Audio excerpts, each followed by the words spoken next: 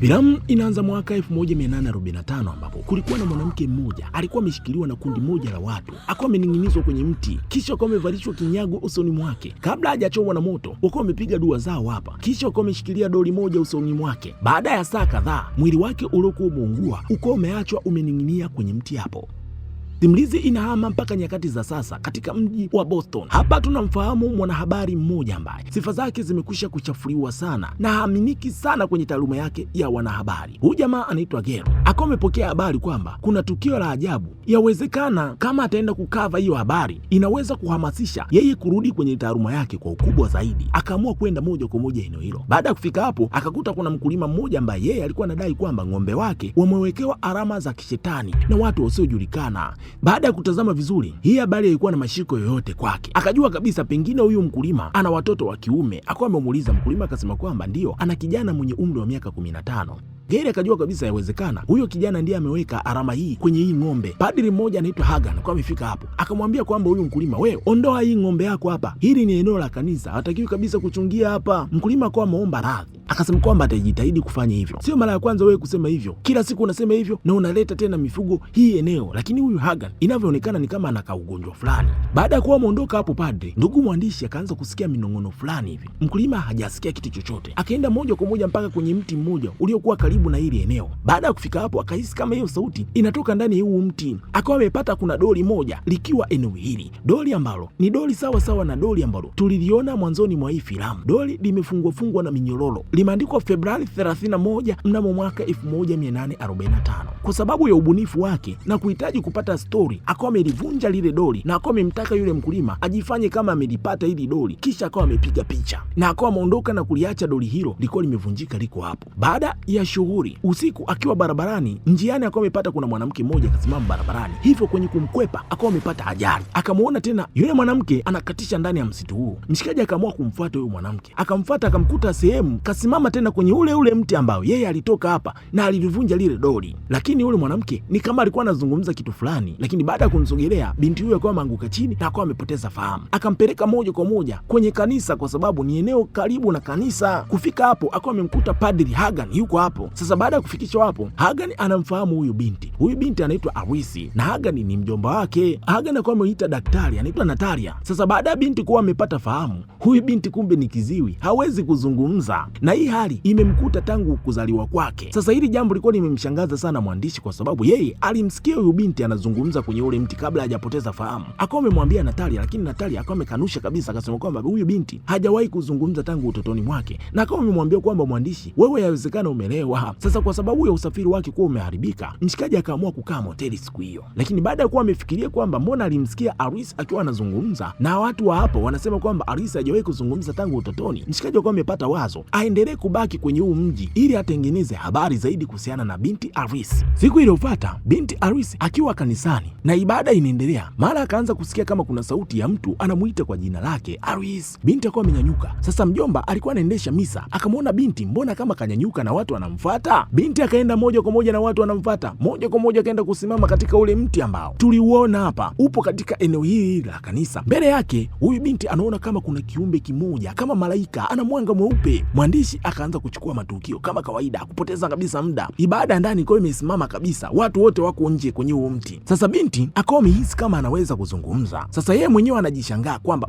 nawezaje kuzungumza? Akasema kwamba ameona mtu kama malaika, mwanamke ambaye ana ujumbe kwa watu wote eneo hili, anahitaji watu wote mfike kesho eneo hili ili awape ujumbe wake. Sasa binti akasikia kabisa hii sauti inayomuongoza ikawa imejitambulisha kwamba yenyewe ni Bikira Maria. Watu wakawa wanamwamini Aris kwa sababu hajawahi kuzungumza tangu utotoni, anakuja kuzungumza hapa baada ya kusimama kwenye mti na kusema kwamba anaweza kuzungumza na Bikira Maria. Baada ya binti kutolewa hapo, akaenda kufanyiwa vipimo ili wamwangalie anaweza kweli kuzungumza au ni bahati. Baada ya vipimo vinaonyesha kwamba sasa hizi binti anaweza kuzungumza kabisa na kusikia kama mtu mwingine wa kawaida. Sasa usiku huo mwandishi akawa anambembeleza bosi wake kwamba amwamini, ampe kibali tena ili afanye kazi. Anahisi kama kuna jambo moja zuri sana anaweza kulipata huku na likawapeleka mjini. Sasa bosi wake mwenyewe hamkubali kabisa, mshikaji anamuona kama ni muongo, hana lolote. Sasa siku hiyo mwandishi baada ya kuwa amelala akaota ndoto mbaya sana, anaona kama kuna kiumbe kinatokea kwenye mto na kumfuata. Sasa baada ya kuwa ameamka, watu wote wamekusanyikana kwa ajili ya kupata ujumbe kutoka kwa Bikira Maria. Padri Hagan akaanza kuwa na wasiwasi sana, anaanza kuona kuona kama watu hawajaja kwa ajili ya kuabudu ama kusali ndani ya kanisa, lakini wamefuata matukio. Wakawa wanamwamini sana Arisi kuliko hata padri, wakamfuata moja kwa moja mpaka kwenye ule mti. Baada ya kufika hapo, yeye akawa anazungumza na roho ambayo anaita ni Bikira Maria. Roho inasema kwamba kuna mvulana ambaye yuko hapa kati yenu, hajawahi kusimama tangu akiwa mtoto mdogo, ni mlemavu. Akawa amemfuata huyo kijana na akawa amemwambia kwamba kama unaamini kwa Maria na umetoa nafsi yako kwake, anaweza kukupatia uponyaji. Kijana akasema kwamba anaamini. Basi binti Arisi akawa amemwambia kwamba simama na utembee. Kwa mshangao wa wote, kijana akawa amesimama na akaanza kutembea tena. Baada ya kuona huu muujiza, wakawa wameamini kabisa Arisi anaweza kuzungumza na Bikira Maria. Wakati huo huo, waamini wanaamini hayo yote yanayotokea. Sanamu la Bikira Maria ndani ya kanisa likuwa limetokwa na machozi ya damu.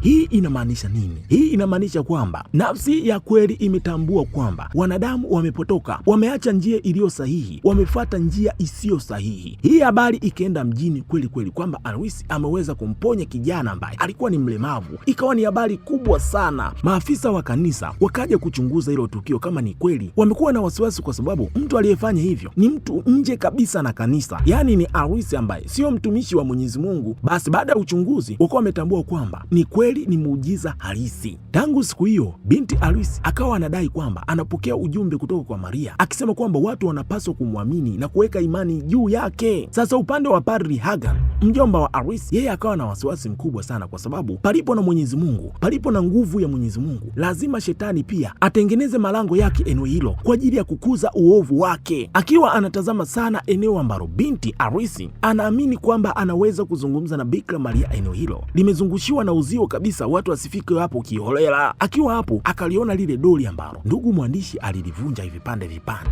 na mbele yake kweli kulikuwa kuna pepo, ila Hagan hakumuona huyo pepo. Baada ya kuingia ndani, akawa amekutana na Arisi pamoja na ndugu mwandishi, walikuwa wanarekodiana mahojiano. Akawa ameomba kwamba Arisi apishe ili yeye azungumze na mwandishi. Padri akasema kwamba najua kwako hii ni fursa nzuri sana, hapa padri ni mgonjwa sana na anaendelea kujikaza tu ili kuendelea kutoa huduma. Gray akamwambia kwamba Arisi ana zawadi kutoka kwa Mwenyezi Mungu. Unajua jinsi gani watu wanatamani kuona Mwenyezi Mungu akitenda miujiza ya moja kwa moja kupitia binti yako. Padri akamwambia kwamba usiniaminishe wala usinifundishe wewe kuhusiana na nguvu za Mwenyezi Mungu. Mimi sio mgeni kwa Mwenyezi Mungu. Wewe umeuza nafsi yako ili kupata habari. Wewe unajua ulichokifanya. Unatakiwa kujua kwamba palipo na nguvu ya Mwenyezi Mungu, mara nyingi shetani hujitafutia nafasi na yeye kujipenyeza ndani yake. Akasema kwamba kama Mwenyezi Mungu atajenga kanisa, basi shetani pia atatengeneza mlango wa pili ili kuendelea kuwadaa watu wake. Unatakiwa kujua kwamba sisi ni wanadamu, tupo kwenye vita ya mema na mabaya. Palipo na wema wa Mwenyezi Mungu, shetani pia ananyatia na kupandikiza mbegu ambazo ni mbegu za uovu. Hakuna kitu ambacho shetani anakipenda zaidi kama kuangusha imani ya mwanadamu. Hiyo ndio furaha yake. Kesho yake Hagan akawa anamfundisha Arisi kuabudu. Ghafla hali yake ya kiafya ikawa imedhoofika, ikawa mbaya sana. Arisi akafika hapo haraka na kumuuliza kwamba mjomba, unaamini kwa Maria?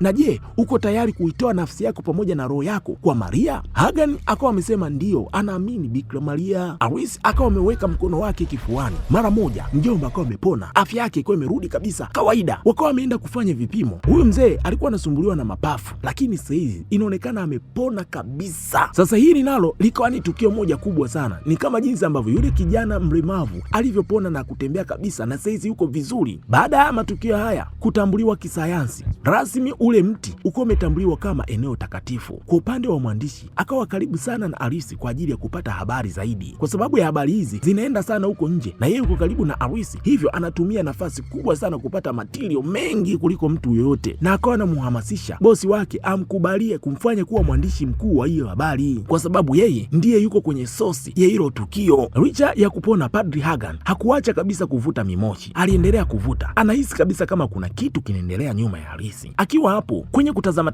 akawa ameona kama kuna katobo sehemu, akatazama akaona kuna kitabu kimoja ambacho kinaelezea na kuzungumzia zaidi uchawi na nguvu za giza. Akaanza kuamini kwamba yawezekana Arisi kuna nguvu ovu nyuma yake, na baada ya uchunguzi akawa ametambua kwamba lile doli lilikuwa likitumika kwa ajili ya kuhifadhi roho ovu ndani yake. Upande wa mwandishi, siku hiyo akawa amepata nafasi nzuri sana ya kuzungumza na Natalia, daktari yule. Siku hiyo akawa amepiga stori sana, wakaenda kuzunguka. Sasa kwenye kupitapita huko nje, jamaa akawa ameona kuna mto, akaukumbuka aliwahi kuona pepo mmoja akiwa anatoka ndani yake, na akawa amemwambia Natali kwamba mahali hapa sio pageni kabisa kwangu. Natali akaeleza kwamba mnamo mwaka 1845 eneo hili lilikuwa ni mali ya kanisa. Gary akaona kama kuna maji yanatokota, akaona kama kuna kiumbe sio kiumbe kinatokea hapo, vitu akawa havielewelewi. Akamwambia kwamba Natali ya kwamba nahitaji kwenda kuzungumza na Padri Hagan mara moja. Kisha akawa ametoka hapo. Sasa upande wa Padri Hagan akiwa kanisani, yeye yuko kwenye chumba cha kufanyia toba. Akahisi kama kuna mtu kaja hapo kwa ajili ya kutubu. Sasa baada ya kukaa, anasikia ni sauti ya mtoto wa kike. Akawa ajitambulisha kwamba yeye anaitwa Maria. Akaomba msamaha sana kwa kuchukua jina na kutumia jina la Bwana vibaya kwa sababu ya tamaa yake. Sasa huyu bwana aliyetajwa hapa sio bwana wa Bwana, ni bwana kwa maana ya Mwenyezi Mungu. Huyu binti anasema kwamba ametumia hilo jina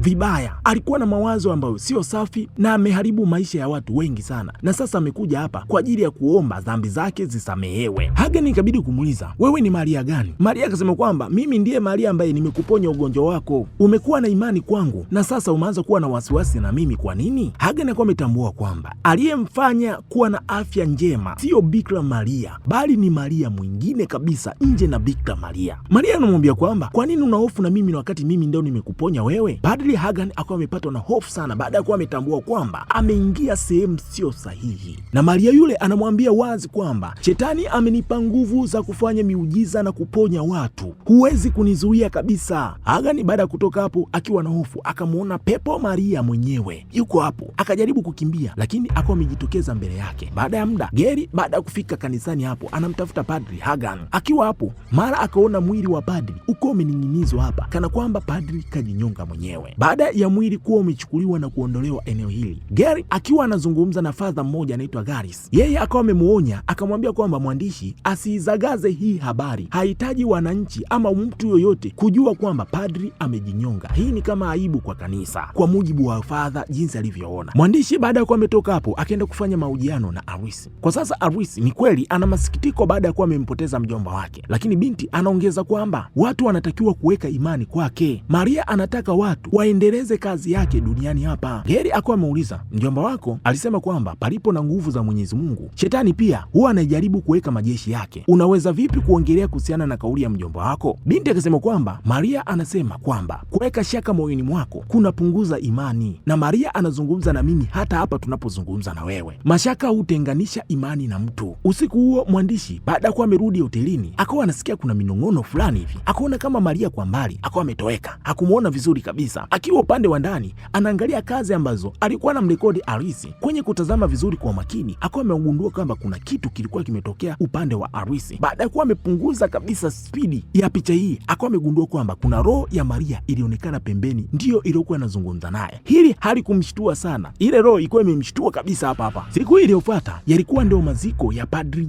Hagan. Mwandishi akawa amemfuata Natalia, akamwomba kwamba kama anajua mahali ambapo kuna historia ya kanisa imehifadhiwa ampeleke huko, ana mashaka kidogo. Baada ya kufika hapo, uko amepata kuna kumbukumbu nyingi sana za kanisa zimehifadhiwa eneo hili. Uko amepata nyaraka nyingi, kikiwemo kitabu ambacho alikipata Padri Hagan kabla hajafariki. Hii inaonyesha kwamba Hagan alipata ukweli kuhusiana na uhusiano wa Maria wa Arisi pamoja na Bikira Maria, ni vitu viwili tofauti. Kitabu hicho kimeandikwa Kilatini na kinahusiana na mapepo pamoja na vitu vya kichawi. Walipoendelea kutazama zaidi, uko amepata kipande ambacho kilikuwa kimeandikwa kuhusiana na mtu mmoja anaitwa Maria Elino, ambaye hapo mwanzoni alikuwa ni mponyaji sana enzi za uhai wake. Alidai kwa kiasi kikubwa kwamba yeye ni Bikira Maria ambaye yeyote aliyejitoa nafsi yake kwake na kumwamini basi alipokea uponyaji, lakini yeyote aliyemshuku ama kuwa na mashaka juu yake, hatima yake ilikuwa ni kifo tu. Baada ya mambo hayo yote, watu wote kuuawa waliokuwa wanamtilia mashaka, wanakijiji nyakati hizo waliamua kumkemea Maria, wakamkamata na kuwa wamemzamisha katika maji ya mto. Baada ya hapo, Maria alikiri kwamba yeye alikuwa anafanya kazi na shetani. Kwa adhabu, wakaamua kumbandika kinyago usoni mwake, kinyago cha Bikira Maria, kisha wakaamua kumuua kwa kumchoma kwa moto. Roho yake ilifungiwa ndani ya doli. Doli hilo hilo Gary mwandishi aliamua kulivunja kwa ajili ya kupata habari. Sasa baada ya kutafakari, wakawa wamegundua kwamba Hagan alitambua ukweli, ndiyo sababu ya yeye kuuawa. Hajauawa tu, bali atakuwa ameuawa na huyo mtu anayejiita Maria. Muda huo huo, upande wa pili, maziko yanaendelea kama kawaida. Hagan anatakiwa kuzikwa siku ya leo. Binti Arisi akawa amesimama mbele ya watu wote na akasema kwamba Bikira Maria amezungumza pamoja na mimi, anasema hivi, anataka wote mkusanyikane katika hekalu ili ibada maalum ifanyike eneo hilo. Hekalu ambalo analihitaji hapa ni kwenye ule mti. Wote wakaamua kuungana pamoja naye na kwenda kumsikiliza binti. Sasa upande wa mwandishi pamoja na Natalia, baada ya kujua ukweli, wakagundua kwamba miujiza yote inayofanywa na Aris sio miujiza kutoka kwa Mwenyezi Mungu wala kutoka kwa Bikira Maria, bali inatoka kwa binti mmoja anaitwa Mary Enos, pepo mmoja mharibifu sana wa miaka mingi mno, ambaye anajifanya kuwa yeye ni Bikira Maria, ni yeye anayefanya kazi ya kishetani. Wakiwa hapo wakaanza kuona kama kuna mtu kajifunika hapa. Mwandishi akawa amesogea kwenda kutoa shuka, akakuta kuna mdoli tu, lakini sasa Mary mwenyewe akawa amejitokeza hapo na akawa amewashambulia wote, akawa amefunikiwa kutoka hapo kwa mbinde. Mwandishi pamoja na Natalia wakaenda moja kwa moja kwa uongozi wa kanisa, huku wakienda kukutana na bwana mkubwa Padri Gals, ambaye yuko na padri mmoja anaitwa Delgade, ambao wao ni viongozi wakubwa sana wa hili eneo. Akawa amewaambia yote kuhusiana na Hagan pamoja na huyo mtu anayejiita Maria. Padri Gals yeye akasema kwamba tayari anajua hilo sio jambo geni sana, unataka nikusaidie nini sasa katika hilo? Na unatakiwa kujua kwamba Padri Hagan yeye alijiua yeye mwenyewe kwa mikono yake, hakuna nguvu ya kishetani hapo. Mwandishi akawa ametoka tu kwa sababu aliona kabisa Gals hataki kabisa kuhusishwa na hilo jambo, na moja kwa moja Gals akaenda kuhusika kumsaidia Aris na ibada iendelee, na watu wengi wako wamefika hapo wanamwamini sana Aris kuliko mtu yoyote. Sasa ndugu mwandishi, baada ya kuwa amefanya utafiti zaidi kuhusiana na huyo anayejiita Maria, akamwambia kwamba Natalia kabla Maria hajafa alikuwa na mtoto aliyechukuliwa na mtu mwingine aliyekuwa anaitwa Nicholas. Sasa baada ya uchunguzi vizuri, wako wametambua kwamba mtoto huyo sio mtoto mwingine bali ni Aris ambaye alilelewa na mjomba wake Hagan. Yule pepo Maria anahitaji kumtumia Aris ili kuendeleza kazi zake za kishetani hapa duniani, na hawezi kufanya hivyo nje ya mtoto mwingine tofauti na mtoto ambaye ana damu yake. Hii inaonyesha kwamba Maria Aris alifanya makubaliano na shetani ili kuendelea kuishi kupitia watoto wake ama kupitia damu za watoto wake. Mwandishi akiwa hapo, utafiti wake uko umewaka moto. Akiwa hapo akawa amemuona yule pepo mwenyewe akatoka ndani ya sanamu moja akataka kumshambulia, lakini Father Delgade akawa ametokea hapo na kumzuia, akapiga sana neno. Yule pepo akawa amefuta kabisa maandishi yote kwenye kile kitabu alichokuwa nikitumia huyu Father. Glade akakemea sana yule pepo, akawa amesepa kwa nini huyu Father ameamua kumwamini huyu mwandishi. Yeye binafsi yake anasema kwamba ameamua kumwamini sana huyu mwandishi kulingana na kile alichokisema, anajua kabisa kuna kitu hakipo sawa. Father akawa amesema kwamba kama kuna watu wanamwamini Maria pepo, wanampa nguvu zaidi yeye kuendelea kuwa muovu na kusababisha hatari zaidi huko mbele. Yani kadiri anavyozidi kukusanya watu na kuwa na waumini, ndivyo ambavyo nguvu yake inazidi kuongezeka. Upande wa Father Gals, yeye ndo kwanza anaendelea kupiga kazi, na akawa amemwambia polisi kwamba mnapomuona huyu mwandishi mdhibiti, mjaribu kumshughulikia, staki shida kabisa, misa ya leo inatakiwa kupigwa vizuri kabisa. Muda huo eneo la mti lililofanywa kuwa takatifu, unaambiwa kwamba watu wamejazana kuliko ibada za kawaida. Watu wapo wengi hapa, waandishi wako hapo pamoja na bosi wake Gale leo yuko hapa, watu wanarusha live siku hiyo. Father Gals yuko busy anaunga mkono harakati za Aris, lakini upande wa Delgade akaamua kumjuza mwandishi pamoja na Natalia kwamba kanisa ili liendelee kuwa salama ni lazima walibariki lile doli jingine na kujaribu kurudisha roho ya Maria ndani yake na kuifungia. Mwandishi akasema kwamba anajiona yeye ni mwenye hatia kwa sababu yeye ndiye alilipasua hilo doli. Akakiri kwamba alifanya hivyo, hakuamini sana hadithi za namna hii, lakini kwa sasa ameanza kujuta. Zoezi la kutakasa lile doli ili waifunge roho ya Maria likaanza. Padri akawasha mshumaa, lakini pepo yuko nyuma yake anazima kiberiti kwa makusudi. Padri akawasha tena, akazima, na moto mkubwa uko umetokea hapo, uko umewasha msalaba mbele yake, kwa sababu wote walionekana kuwa na wasiwasi mkubwa sana. Ule moto uko umemwangukia Padri Delgade na uko umemuua hapo hapo. Mwandishi pamoja na Natalia uko wamekimbia na kutoka nje. Upande wa nje ibada inaendelea sasa, watu wamejaa kinoma, na hii inaongeza nguvu kubwa sana kwa yule pepo. Kilichokuwa kinaendelea hapa ilikuwa ni ibada maalum. Watu walikuwa wanapigishwa ibada hapa ya kumkiri Maria, yani jambo lililokuwa linatokea hapa kiroho ama kiimani ni jambo la utakaso wa mtu, yani kama mtu kusilimu ama mtu kubatizwa bila yeye kujua. Wanamkiri Maria na kuitoa roho yao juu yake, nafsi yake juu yake, bila wao kujua. Wanajua kwamba wanachokifanya wao wanakifanya kwa Bikira Maria, hivyo wao wanaamini wanakifanya hiki kitu kwa ajili ya Mwenyezi Mungu bila kujua kwamba wanaingizwa mkenge. Muda ibada inaendelea kufika mwisho. Aris akawa amebadilika kabisa mpaka macho yake. Watu wanakiri sala hiyo kwa moyo mkubwa, wanampokea Maria ndani ya mioyo yao. Watu wamekaribia kufika ukingoni kabisa. Mara mwandishi akawa ameingilia kati, akajaribu kuwatuliza watu, anawaambia jamani, kinachoendelea hapa ni uongo. Huyo Maria anayesemwa hapa sio Bikira Maria, ni Maria mwingine kabisa anaitwa Maria Neno, ni Maria mwingine kabisa, lakini sio Bikira Maria. Aris sio mponyaji wa kweli. Ni kweli aliweza kuponya mlemavu, lakini ni uongo mtupu. Gary akajitoa akajitoa mbele ya watu wengine, akazungumza kwa uwazi, kinachoendelea hapa ni ushetani na sio Mungu wa kweli. Aris akasema kwamba lakini mbona mimi ninaponya? Gary akasema kwamba nguvu unayoitumia sio nguvu ya Mwenyezi Mungu, ni nguvu ya shetani. Pepo Mary anamwambia Aris kwamba kama hautapata roho zao hawa watu wanaokuamini, hautakuwa na uwezo tena wa kuzungumza. Aris baada ya kusikia hivi akaanza kuamini kwamba yanayosemwa na mwandishi Gary ni ya kweli. Aris akasema kwamba Gary yuko sahihi, ni kweli, Maria sio halisi, huyu sio Bikira Maria halisi. Muda huo watu wako live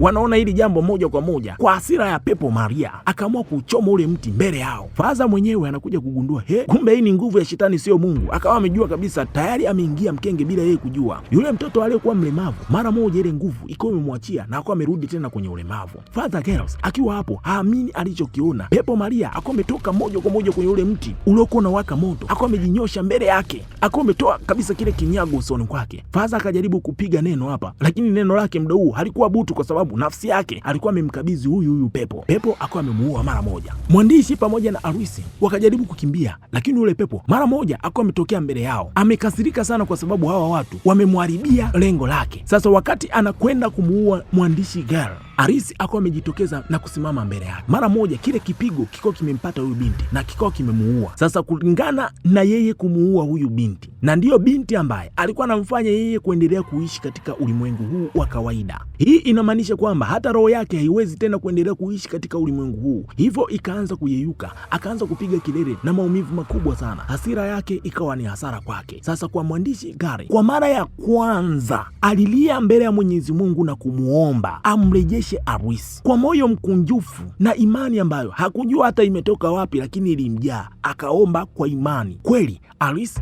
akawa amerudiwa na fahamu. Hii inaonyesha kwamba Mwenyezi Mungu nguvu yake ni ya kweli na inafanya kazi muda wowote. Ni vile tu watu hawajui namna ya kuitumia ilivyo sahihi. Baadaye mwandishi pamoja na Natalia wakawa wamempeleka Aris kwenda kwenye kaburi la mjomba wake kutoa heshima zake za mwisho. Kwa sasa Aris hawezi tena kabisa kuzungumza, kwa sababu hiyo nguvu alikuwa hajapewa na Mwenyezi Mungu, alikuwa amepewa na pepo ambaye alijifanya kuwa yeye ni Bikira Maria. Mwandishi anaamini kwamba Mwenyezi Mungu anaponya kweli, kwa sababu alilishuhudia hilo kwa binti Aris ambaye alikuwa amepoteza kabisa udhibiti wa moyo wake kudunda, lakini baada ya kuomba kwa imani jambo hilo lilitiki. Mwenyezi Mungu akiamua kufanya jambo lake kwa ukubwa, analifanya kwa ukubwa bila kuzingatia kitu chochote. Mwisho wa filamu hii inaisha kwa ujumbe kutoka katika Mathayo 7:15. Inasema kwamba jihadharini na manabii wa uongo wanaokuja kwenu kwa ngozi ya kondoo, lakini ndani yao ni mbwa mwitu. Subscribe, like, comment.